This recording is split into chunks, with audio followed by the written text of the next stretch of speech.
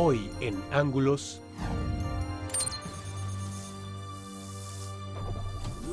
El Instituto Electoral confirma que hay inconsistencias en registros.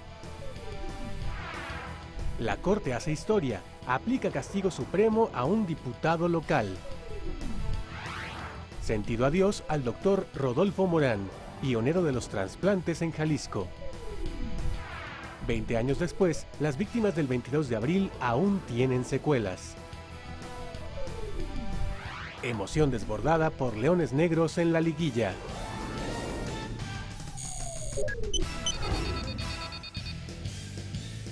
Bienvenidos a el único infomagazine de la televisión en Guadalajara. Esto es Ángulos. Durante toda la semana han corrido versiones, algunas salidas desde los partidos políticos, en el sentido de que varios registros de candidaturas para alcaldías no cumplían los requisitos.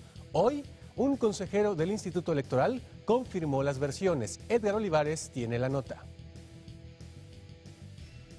Reconoce el consejero Naucatzin Bravo Aguilar que el Instituto Electoral y de Participación Ciudadana sí recibió planillas de candidatos a presidentes municipales y regidores que no cubrieron los requisitos y que por el vencimiento del plazo se quedarían improcedentes para participar en el proceso electoral.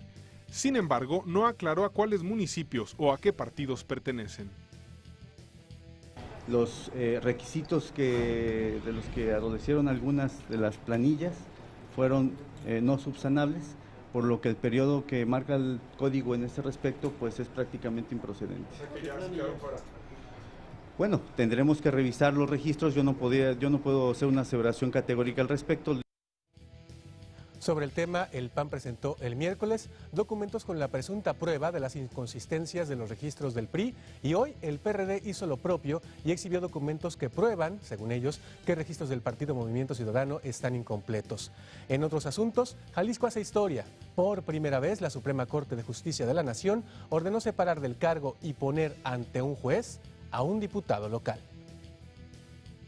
La Suprema Corte de Justicia de la Nación resolvió separar del cargo al diputado local Gustavo Macías y ordenarle a un juez que abra un proceso en su contra por el delito de abuso de autoridad porque desacató la orden de la Corte que le impedía tomar protesta a 4 magistrados del Poder Judicial de Jalisco en agosto pasado, cuando era presidente del Congreso local. Se determina la responsabilidad constitucional del entonces presidente de la mesa directiva del Congreso del Estado de Jalisco, diputado Gustavo Macías Zambrano. Se separa en definitiva del cargo de diputado del Congreso del Estado de Jalisco a Gustavo Macías Zambrano. Se ordena la consignación directa de Gustavo Macías Zambrano ante el juez de distrito en materia penal en el Estado de Jalisco en turno. Y vía telefónica desde la Ciudad de México, donde estuvo hoy, el diputado Gustavo Macías afirmó que no comparte el fallo de la Corte, pero lo acata. Adelanta que deja el asunto en manos de sus abogados y que su defensa se va a centrar en señalar que él no es el único responsable del desacato a la Corte. Ya el Congreso del Estado ya fue notificado de la parte resolutiva, pero estamos esperando que se decida el turno del juzgado y pues emprender nuestra defensa para demostrar nuestra inocencia. Porque es un tema que no lo cometió Gustavo Macías, lo cometió el presidente de la mesa directiva actuando en representación de los 39 diputados que integran ese cuerpo colegiado. Fue un asunto de la mesa directiva, fue un asunto institucional, fue un asunto que se da de esa manera y no es un asunto que haya actuado yo en lo personal. Yo haré mi campaña y a eso me dedicaré y en eso estaré. Ya el asunto legal lo estarán revisando los abogados. Yo espero que haya la autonomía y la libertad del juez para revisar mis argumentos y se pueda dictar una sentencia favorable. Sigue en su campaña el diputado para ser ahora diputado federal. Y en su calidad de presidente de la mesa directiva, el diputado Enrique Aubry confirmó que el Congreso del Estado recibió hoy la notificación de la Suprema Corte y que es falso que el Congreso vaya a pagar la defensa de Gustavo Macías.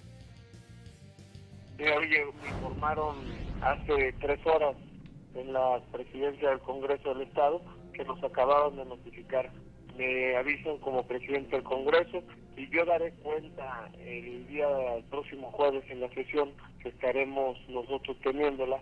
Ahí estaré informándole a los compañeros diputados de la resolución de la Suprema Corte de Justicia de la Nación. Nosotros acatamos y respetamos la decisión de la Suprema Corte, la máxima autoridad, y bueno, nosotros estaremos en lo personal, te lo digo yo como diputado, como presidente del Congreso, en mi persona como Enrique Aubry, todo mi respaldo, todo mi cariño y mi respeto para el diputado Macías.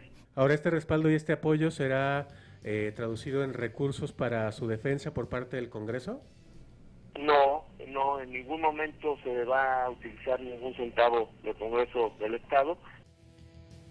Conste, dice el diputado Aubry, que no se utilizarán recursos del Congreso del Estado para la defensa del diputado Macías. En otras informaciones, el candidato del PAN a la gubernatura, Fernando Guzmán Pérez Peláez, se abrió de capa y aceptó que sí es conservador, pero no más tantito. Tiene amigos en el clero, una fe católica rigurosa y una cercanía especial con el ex cardenal de Guadalajara, Juan Sandoval Íñiguez. Así, el candidato del Partido Acción Nacional al gobierno de Jalisco prometió que respetará el Estado laico. El Estado laico respeta y es neutral respecto de la decisión de la persona en ese sentido, pero no es un Estado antirreligioso. El candidato se reunió este jueves con miembros de la Unión de Comerciantes del Mercado de Abastos que le pidieron cambiar la infraestructura del sitio. Ante los comerciantes, el candidato derechista presumió que tiene 11 hijos, pero insistió que no es tan conservador. No soy del Opus Dei, respeto mucho la institución, pero no soy. Me dicen, ¿te gustan mucho los niños? Digo, no, me gusta más mi mujer. Por su parte, Aristóteles Sandoval, candidato del PRI a la gubernatura, que ha dicho que de ganar la gubernatura dejaría en su cargo al actual secretario de Seguridad, Luis Carlos Nájera, se pronunció a favor de un mando único policíaco en el Estado, pero...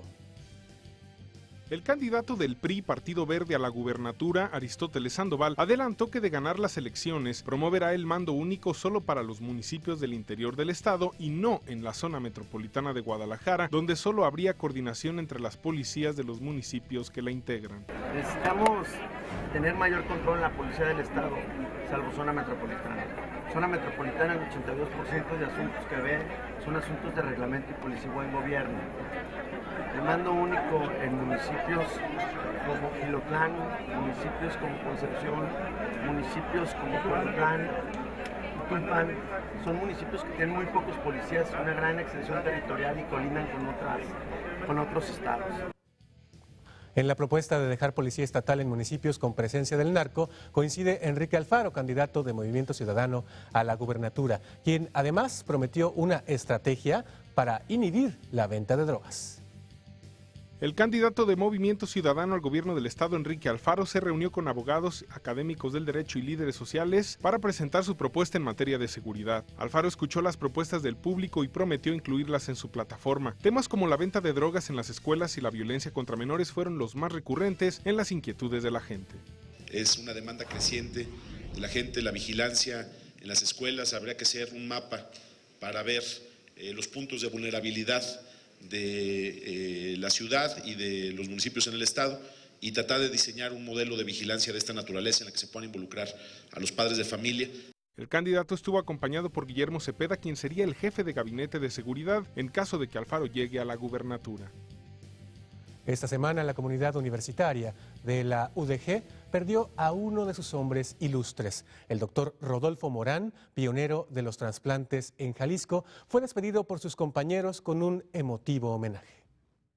Con una emotiva guardia de honor, la comunidad médica de los hospitales civiles de Guadalajara despidió al doctor Rodolfo Morán, precursor en la cultura de trasplantes de órganos y maestro emérito de la Universidad de Guadalajara. Es un ejemplo de preparación, estudio, constancia, esfuerzo y sobre todo honestidad como servidor público. Un hombre que pasó por la vida cumpliendo cabalmente con el buen ejercicio de los talentos que tuvo. A todos los que tuvieron el privilegio de su trato y a su familia en especial, que el recuerdo de sus logros y trabajo les ayuden a sobreponerse a este doloroso trance. Horas antes, se le montó una guardia de honor en el Paraninfo de la Universidad de Guadalajara, donde estuvieron presentes el rector general Marco Antonio Cortés Guardado y el secretario de Salud, Antonio Muñoz Serrano. Y aquí en Ángulos queremos recordar al doctor Rodolfo Morán cuando fue nombrado maestro emérito de la Universidad de Guadalajara. Vea usted qué hombre tan entrañable.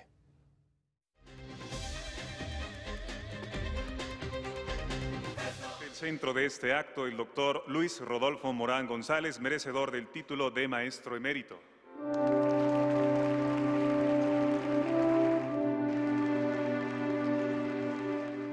Como que es un brinco muy grande el que dimos, ¿no? Porque es una historia, para llegar a maestro emérito pasaron muchos años. Yo duré 35 años de profesor. Fue un maestro pues muy honesto, porque nos hablaba siempre con la verdad, con lo real que se estaba viviendo la medicina y la sociedad. Era una enciclopedia ambulante el maestro, con una lógica clínica increíble, capaz de elaborar un diagnóstico prácticamente con solo ver al paciente. Siempre ha sido de que todos los conocimientos tienen que ser universales y compartirlos. Sus clases eran muy amenas, alternaba pues la amenidad con la ciencia, siempre llegaba puntual y siempre se iba después de su hora. Cuando llegué al Paraninfo, vi mi nombre, yo pensé que el nombramiento de profesor emérito era para mucha gente al mismo tiempo, dije 10, 12, y era para mí solo, me sentí chiquito, me hizo una inmensidad el Paraninfo.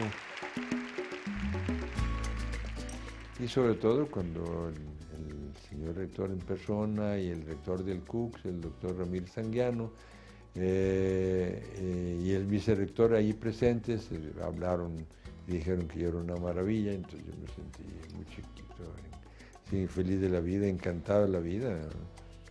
Y más cuando me dijeron que me iban a dar lana por eso. Sí, sí.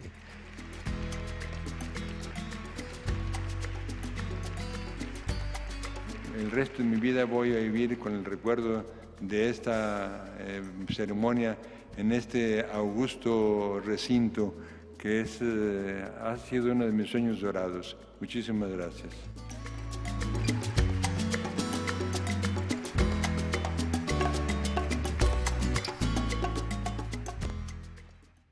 Se va pues uno de los grandes de la Universidad de Guadalajara. 20 años después de las explosiones del 22 de abril, en Analco todavía viven algunas víctimas de aquella tragedia. Tragedia de la que aún sufren las secuelas. Aquí la primera parte de este trabajo de Vanessa Robles. Edmundo Fierro Zeta, Gabriela Espinosa, Leticia Morales, J. Fernando. Estaba dándoles de desayunar yo cuando explotó. Y yo ya tenía un Señor de la Misericordia así enfrente y vi cómo se iba resbalando el Cristo. De estar todos bien, pues quedamos 7 de la familia ahí sepultados en la casa.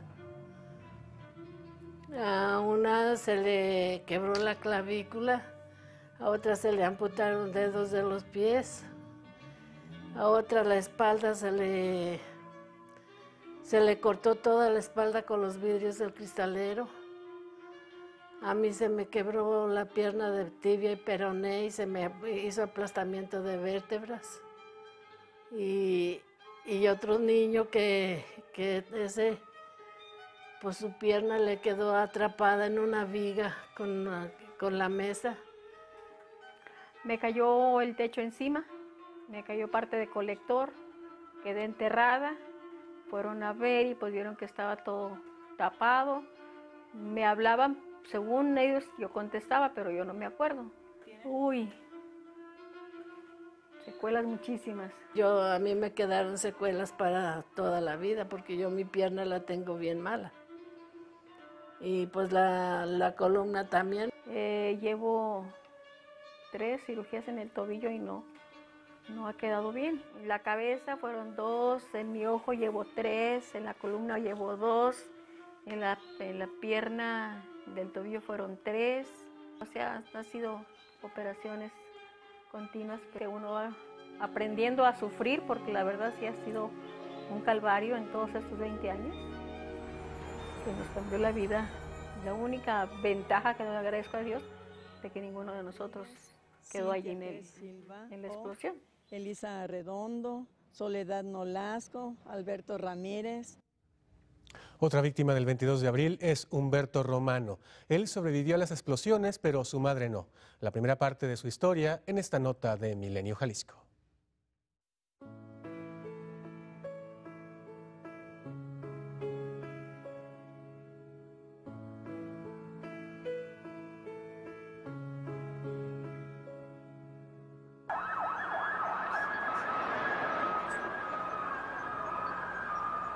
En 1992, Humberto Romano era un niño introvertido de 11 años que vivía con su madre y su abuela en la calle Gante 410 del sector Reforma, sitio donde la mañana del 22 de abril de ese año ocurrió la catástrofe que dejó huella en la sociedad tapatía y que a 20 años de haber ocurrido sigue causando dolor e impotencia a quienes sufrieron daños.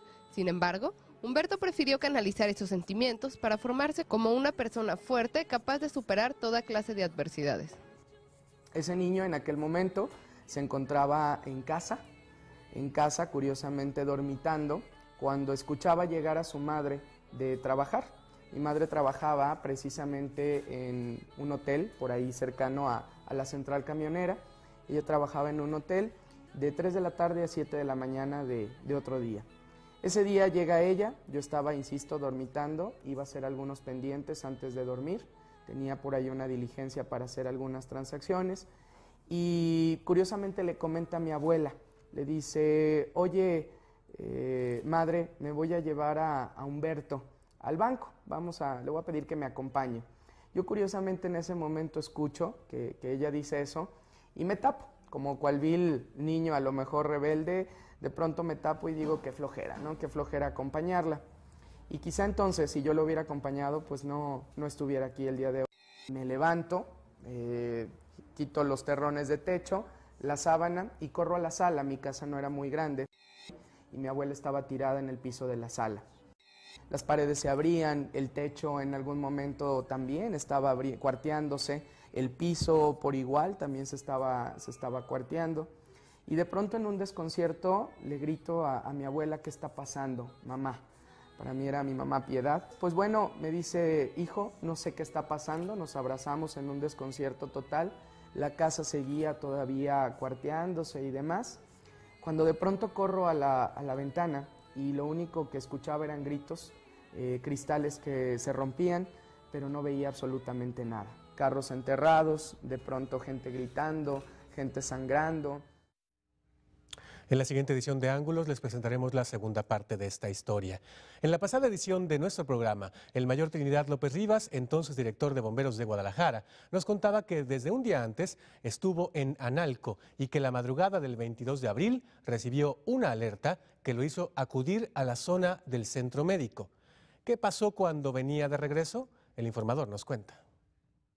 Y recordando la Sierra Morena, que en el 83, si mal no recuerdo, alrededor de la semana de Pascua Santa, hubo una explosión allá en Sierra Morena.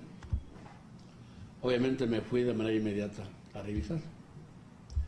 Hicimos la revisión, vimos lo que había, aparentemente, que era lo que había, y nos regresamos nuevamente a la calle de Gante. Cuando regresamos por la calle, por la calzada Independencia, ya para llegar a la calle de Prisciliano Sánchez, que cruza con la calzada, fue en el momento de la detonación, de la explosión. Es decir, en el carril de mi izquierda, es decir, el carril que va de sur a norte, por la calzada Independencia, ahí iban algunos vehículos, entre ellos iba un carro tanque de 10,000 litros cargado con hexano. Ese vehículo lo levantó la explosión más de 20 metros y dio la vuelta y quedó volcado hacia ferrocarril, hacia la estación de ferrocarril. En ese momento, bueno, saltamos todos los que estábamos en la camioneta, empezamos a buscar gente herida, a rescatarlos. Y de igual manera, 10 bomberos que yo traía a lo largo de Gante, pasó lo mismo, llega la explosión. Algunos de ellos, 2 de ellos fueron lanzados a los aires, los levantó la explosión más de 20 metros. Cayeron, quedaron muy graves. ¿Por qué no hubo lesionados de ninguna corporación policíaca, de ninguna institución de atención prestalaria o hospitalaria? Solamente bomberos. Porque nosotros ahí estuvimos toda la noche y no nos retiramos un solo momento. Tu servidor con 10 bomberos, día y noche, resguardando el lugar. Y en temas más amables, los Leones Negros están en la liguilla de la Primera A y tienen una gran afición que los apoya. Omar García nos presenta una crónica de una afición con mucha garra. Habían pasado 21 años desde que los Leones Negros jugaron su última liguilla, lo suficientes para crear una leyenda. Y en el Coloso de la Calzada Independencia, el Estadio Jalisco ya los esperaba. Fue hasta el minuto 90 cuando el estadio se llenó de vida.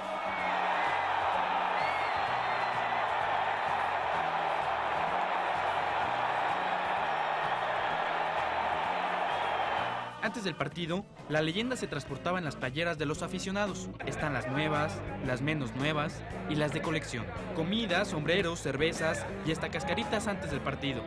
El Estadio Jalisco vivió la única liguilla del fútbol profesional que se jugará este verano en Guadalajara. Y por eso tuvo que recibir una visita de unos bastante perdiditos. ¿Cómo que Aguascalientes? Si somos del DF.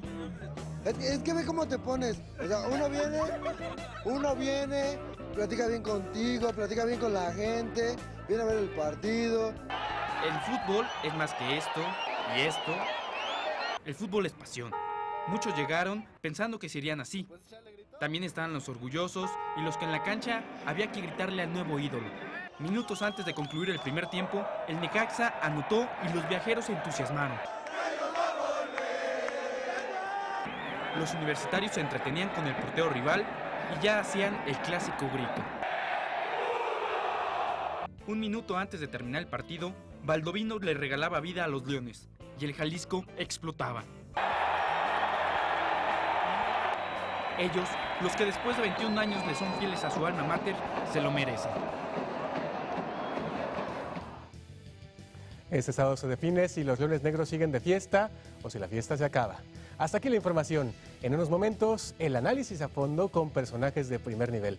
Esto es Ángulos, el primer y único infomagazine de la televisión en Jalisco. Ya volvemos.